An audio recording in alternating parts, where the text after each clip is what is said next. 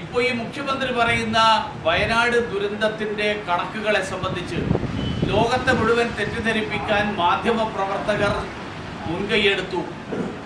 അതൊരു അജണ്ടയുടെ ഭാഗമായിട്ടാണെന്നാണ് അദ്ദേഹം പറഞ്ഞത്. ഒരു മൃതദേഹം സംസ്കരിക്കാൻ വേണ്ടിയിട്ട് 75,000 രൂപ ചെലവാക്കുക എന്നുള്ളത് കേന്ദ്ര സർക്കാരിൻ്റെ ഏത് മാനദണ്ഡത്തിൻ്റെ അടിസ്ഥാനത്തിലാണ് എന്ന് അദ്ദേഹം ഒന്ന് വിശദീകരിക്കും. അദ്ദേഹം പറയുന്നത് ശവസംസ്കാരം മാത്രമല്ല, ഓട്ടോപ്സി ഉൾപ്പെടെയുള്ള കാര്യങ്ങളാണ് ഉൾപ്പെടുത്തിയിട്ടാണ്. ഓട്ടോപ്സി നടത്തിയ മെഡിക്കൽ കോളേജുകൾ അതിനു വേണ്ടിയിട്ട് പണം ചോദിച്ചിട്ടുണ്ടോ?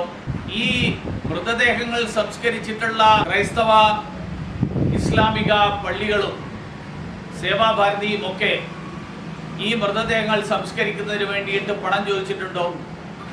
ഉണ്ടെങ്കിൽ ആ കാര്യം മുഖ്യമന്ത്രി പറയണം. അവർക്ക് കൊടുക്കാൻ വേണ്ടിയിട്ടാണ് ഞങ്ങൾ കേന്ദ്രത്തിൽ നിന്ന് കണക്ക് കൊടുത്ത് മാനദണ്ഡം അനുസരിച്ച് മെമ്മോറാണ്ടത്തിലെ കണക്കാണിതെന്നാണ്. ഇത് ചെലവായ തുകയല്ല എന്നത് പറയുന്നുണ്ട്. വെള്ളക്കെട്ട് നീക്കാൻ 3 കോടി എന്നാണ് ഈ കണക്കിൽ എഴുതിയിരിക്കുന്നത്. വെള്ളക്കെട്ട് നീക്കാൻ, ഏത് വെള്ളക്കെട്ട് നീക്കാനാണ് 3 കോടി ചെലവായത് എന്ന് കേരളത്തിലെ ജനങ്ങളെ ഒന്ന് ഓർമ്മിപ്പിക്കണം. മാത്രമല്ല, ഇത് മെമ്മോറാണ്ടത്തിൽ ഒരു എസ്റ്റിമേറ്റ് ആണെങ്കിൽ ഇതിൽ ആക്ച്വൽസ് എന്നുള്ള പ്രയോഗം, ആ പ്രയോഗം എന്ത് ഉദ്ദേശത്തോടു കൂടിയാണ്? അതുകൊണ്ട് മാധ്യമപ്രവർത്തകരോടും എനിക്ക് അഭ്യർത്ഥിക്കാനുള്ളത്, മുഖ്യമന്ത്രി ഇതുപോലെയുള്ള കാര്യങ്ങളൊക്കെ പറയുമ്പോൾ അതൊക്കെ കേട്ടിട്ട് മിണ്ടാതെ പോരുന്നതിന് പകരം അദ്ദേഹത്തോട് ഈ കാര്യങ്ങൾ കൂടി ഒന്ന് ചോദിക്കണം എന്നാണ് എനിക്ക് പറയുന്നത്. അതുകൊണ്ട് വയനാട് ദുരന്തത്തിൻ്റെ പേരിലുള്ള കണക്കുകൾ, ആ കണക്കുകൾ മുഖ്യമന്ത്രിയുടെ വാർത്താക്കുറിപ്പിൽ തന്നെ പറഞ്ഞിട്ടുള്ളത് മുൻകാലങ്ങളിലുള്ള UDF സർക്കാരുകളുടെ കാലത്തും ഇതേപോലെ തന്നെയാണ് കണക്കുകൾ കൊടുത്തിരുന്നത്, അന്നാരും ചോദിച്ചിട്ടില്ല എന്നാണ്.